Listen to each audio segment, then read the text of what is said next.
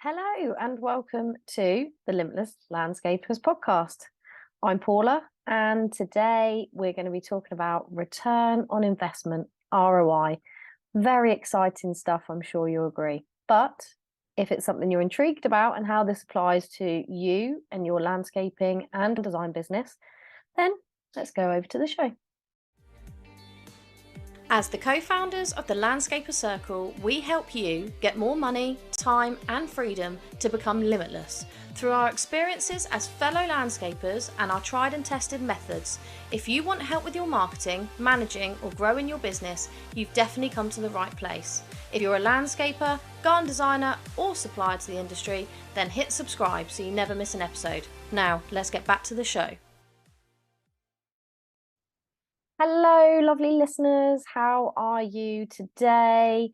I am feeling a little bit worse for wear, having the seasonal cold that's going round, that if you're lucky enough to have young children, they have brought back from school this week, of which I'm super grateful, of course. So apologies if I'm not quite looking or sounding my best today, but the show must go on and is nothing more than a cold, so we're all good here, really.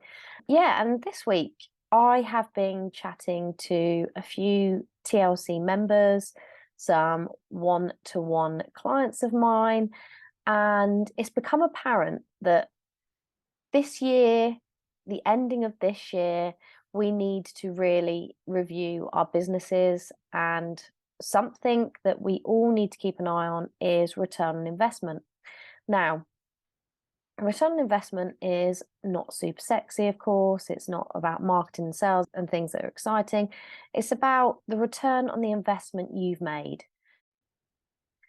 In simple terms, it is simply how much revenue have you made or return on the investment you've made on something. So, for instance, most people apply this to their marketing avenues. So, for instance, if you were running Facebook ads, you would see the cost of the ad, the cost of creating it, so whether that's time or if you outsource that, and then you would see what the return on investment was. So if you got 3 jobs back from it and each job was worth £10,000, you got £30,000 investment return back from an investment of, say, £300 for running the ads.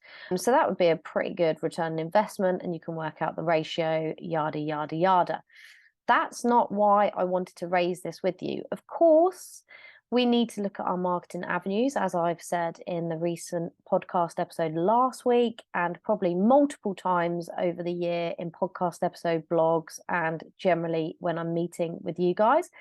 And essentially, yes, we have to be mindful of the return on investment. So we do have to be mindful of everything that we invest in, whether that be our website, whether that be ads, whether that be print marketing, whether that be an exhibition stand, whether that be the cost of our time. We do have to see what type of return we get back from that. And the simple way to do this is through an inquiry log. I've spoke about this at length, but essentially knowing where your leads have come from, really getting to the nitty gritty of that when you are talking to clients and going to see clients, and essentially then working out who actually buys from you. So it's not just the leads, it's the people that actually purchase your services, and then working out the return on investment from there to see if it's a worthwhile marketing activity or marketing strategy or event or any of the above for you and your business. Because obviously, in order to run a successful business, it has to be profitable. We have to be mindful of every investment we make at all times, particularly when things can feel a little bit tight, or you might be feeling the pinch a little where we're going into Christmas closure. And essentially, we need to make sure all the investments we're making bring it back. Another investment that you might need to consider is machinery. So is it worthwhile buying your own machinery if that's possible? Because based on a return on investment being greater than hiring a piece of machinery, so things like diggers or buying your van or whatever it might be. You know, that's just another example of returns and investments that you can look at in your business. Now, the one thing that I want to talk about, which people haven't really thought about as a return on investment per se, half the time, and in recent conversations, is staff. What kind of return on investment are you getting from your staff? And it's a hard one because when you start talking about staff and team, you start bringing into it emotions and feelings, and whether it's the right decision or not, truly, it has to be good for your business. And the first place to start would be, are you getting return on investment on that staff's wages?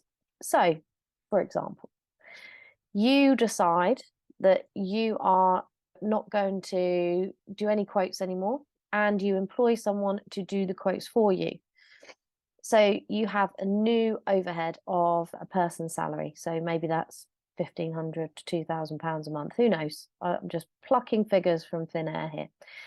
And they go and now take over all the quotes. So you can do what you want to do best, which is either working on the business, which is preferable, or going back on the tools because you need to get through a backlog of work.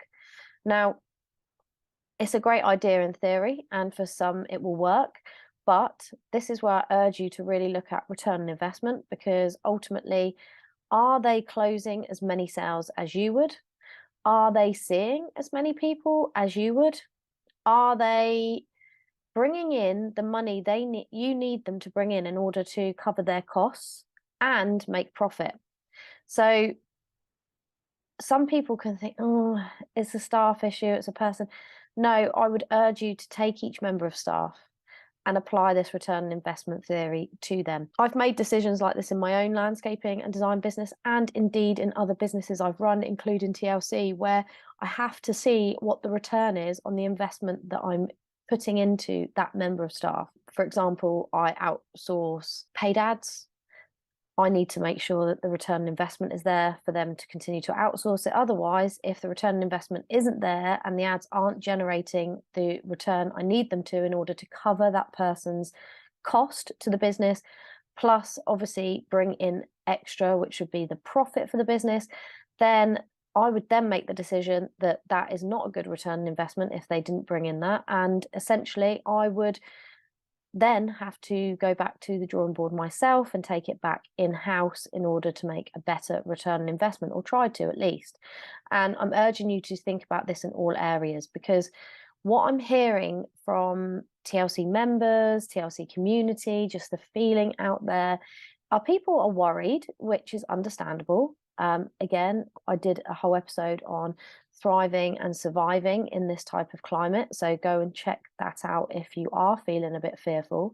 But ultimately, the way through this is to ensure that you are generating the right level of income, and also that you are making a return on investment on every investment that you're making. And so I would urge you to look at your staff members at first, because I have had people who have said they were skilled and then get them into the role, they're not skilled, and so their return on investment is poor.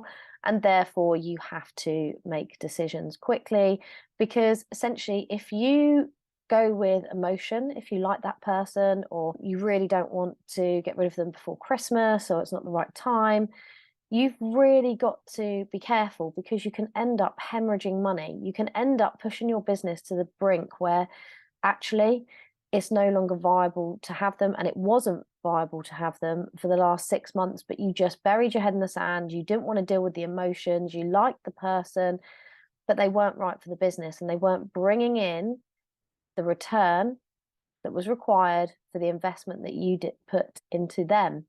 And I think this is a really key area. So forget the marketing, the return on investment there, forget buying machinery if that's your thing.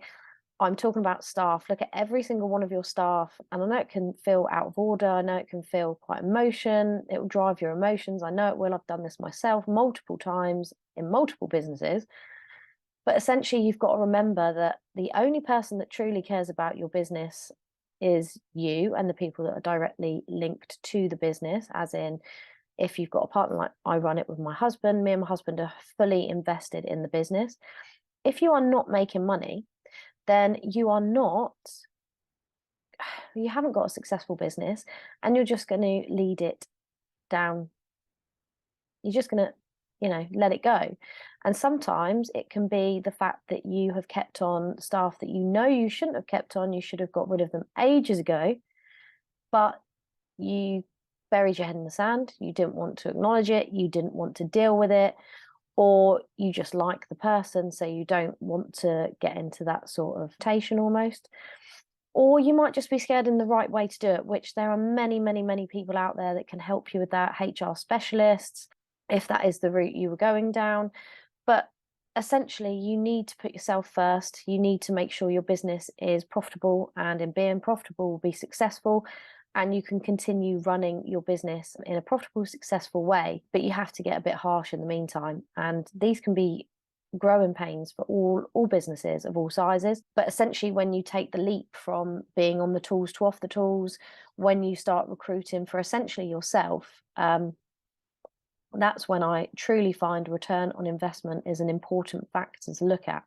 Something to also bear in mind is when you're reviewing your figures. So, like I said, I can't remember which podcast it was, but essentially, I was talking about reviewing your actual figures, because we can sometimes come under the assumption that everything is bad, everything is not going very well, all the inquiries dried up. And actually, when you start reviewing the figures, you might compare to last year and it's exactly the same, as I demonstrated in my example. Or you might just be kidding yourself on how good this member of staff is, particularly say if they're selling your jobs for you or designs.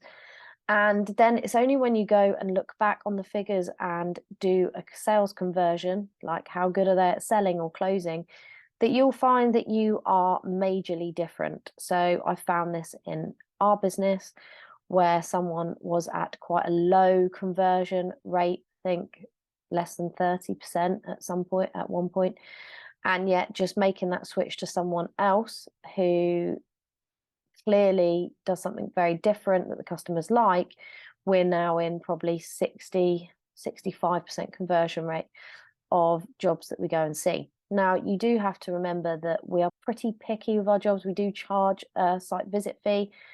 If you want to discuss that, there's a whole episode dedicated to site visit fees, discounts, and pricing. Go check that podcast episode out if you'd like that one. But essentially, we do put things in place to make sure we're dealing with ideal customers, or people that meet our expectations and are happy to pay for our knowledge and expertise. So that does improve conversion, but it also makes a difference when the person that is meeting them obviously connects with them, because people buy from people. So you really do need to go and have a look at sales conversion rates with anyone that's in a sales role. So anyone answering the phone, anyone going out and meeting them in person, anyone that's responsible for your sales process in your business, and see what's going right and wrong and how you can improve it. And then also look at, like I said, other members of staff, perhaps maybe like I've had before, where someone you think is skilled but is making costly mistakes all the time.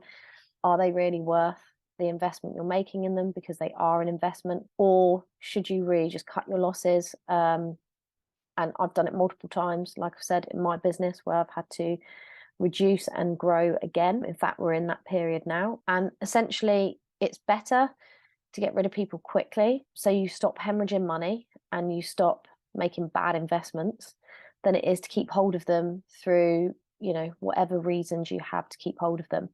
And similarly to things like buying your first house, getting married, having babies, there's never a right time. So if you know in your gut that what you're doing, whether it's marketing, staff, investment somewhere, in your heart of hearts that it's not working for you and it's not good for your business, then I urge you to get rid of it as quick as you can, because it's now that you have to start looking at your bottom lines in your business.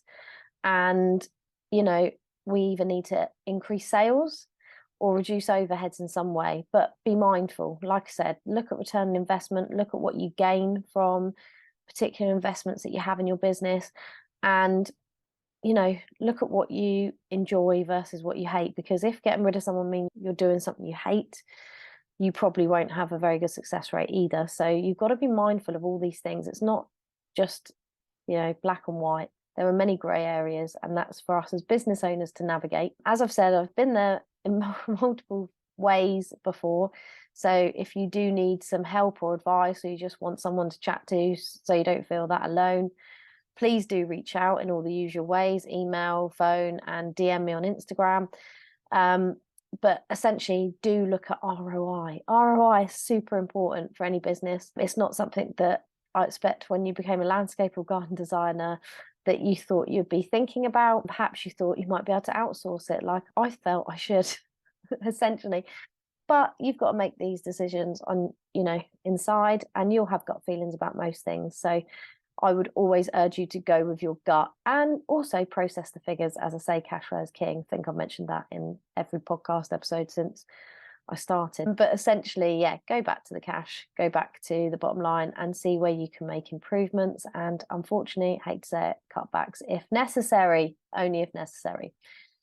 So I hope that hasn't been too boring or I feel like it's been a bit depressing. And actually, we're going into the Christmas season. I'm quite excited. We're going on holiday and we're away for Christmas, which is great. And then, family after that. And I expect you guys will all be having some lovely family time and closure time, which will be great for everybody to really reset, reboot, and go into 2023 strong. If you are listening to this podcast and you've been thinking about starting a landscaping or garden design business, well, cohort 2 of From the Ground Up is coming for you in January. So January the 30th, we kick off the next course start date. So if you are interested in that, jump on the wait list. There's going to be some extra special incentives for you if you join the course from the wait list. And in the meantime, TLC is there for you. So give me a shout if you need any help or support, or you just want some advice. There's lots of ways TLC can help you guys. That was indeed why it was created, to help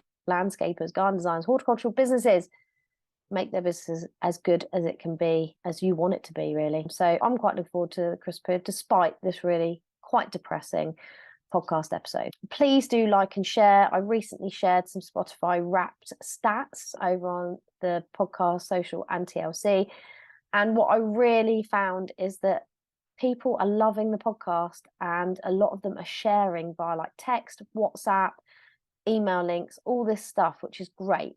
So I really do urge you, if this has struck a chord with you, if you love the podcast, please like it, please subscribe, please share, please give me a 5-star review, or even just a review, or just message me and tell me how you're loving it at the moment. Yes, that's it from me today. I'm very tired. I'm ready to go to bed now. So I'll leave you with that thought. ROI, return on investment, in every aspect of your business, in every element of your business. So I will see you on the next episode. It will be a much more cheery episode next week. It's all about surviving Christmas. So I'll see you next time.